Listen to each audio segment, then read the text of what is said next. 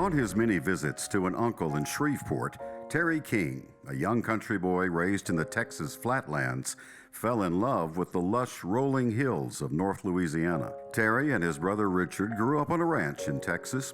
Their parents, Marjorie and Dean King, valued hard work and taught their sons to appreciate a job well done. Terry played summer baseball and was a member of the track team at his high school, where teachers voted him outstanding senior boy. While pursuing a Master of Arts degree at the University of Texas, he decided to enter the university's medical school, and in only 2 years and 9 months he obtained a medical degree.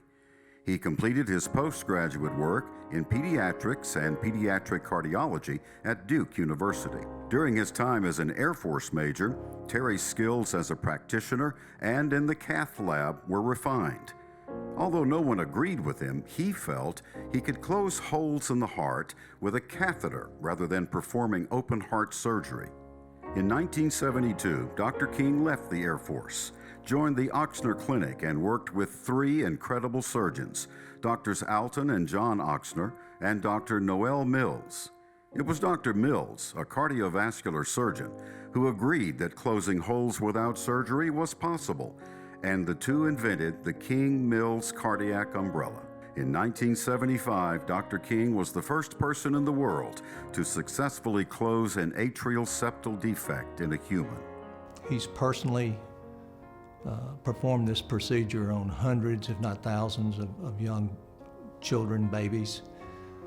That technique has been used worldwide, so multiply that, and I don't know what kind of numbers you have, but it's going to be in the thousands and tens of thousands. He spent a lot of time at the hospital taking care of very sick kids. We were just in awe of what things he would tell us he would be doing at times. You know, hearts being outside of little babies' bodies and having to put those back in. So God gave him that talent to do that. I met Dr. King in about 1972 when our oldest daughter was an infant, and we were referred to him because she had a hole in her heart. He told us that it would have to be fixed, but we had to wait until she was 5 years old to be able to do the surgery and close it. It took me a little while to process what he had said, and I realized that he had carried us through those first few hours so well and able to make us feel comfortable with what we had facing us. Terry has dedicated his life to taking care of children and educating others to do so, and he has always cared for the less fortunate in the state. My father likes to take care of people, so he's always willing to help. And every time somebody needs money for medicine, he's always pulling money out and giving that to them. He's just a kind person, and his philosophy of life is just try to treat everybody like you would want to be treated.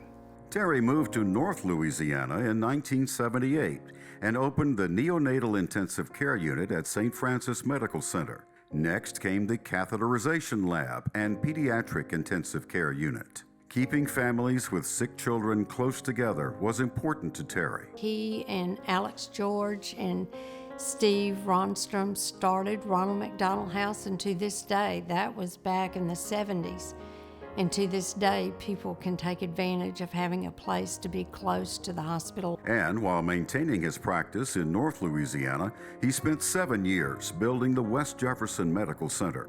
And he is also an entrepreneur. In 1978, he started Kingsland Ranch in West Washita Parish, which, with the help of his sons, has grown to an 850-acre cattle ranch. Terry's contributions economically with his entrepreneurial, his restaurant business, his ranch business, other businesses that he's involved in, pretty astounding for someone who has a tremendously full medical schedule. Terry and his wife Nancy have 5 wonderful children and 15 picture-perfect grandchildren. They can often be found fishing off a dock at Lake Claiborne. I love my father. He's worked so hard. He's always thinking about how he can make things better for everybody around him. Just tickled to death to be his son.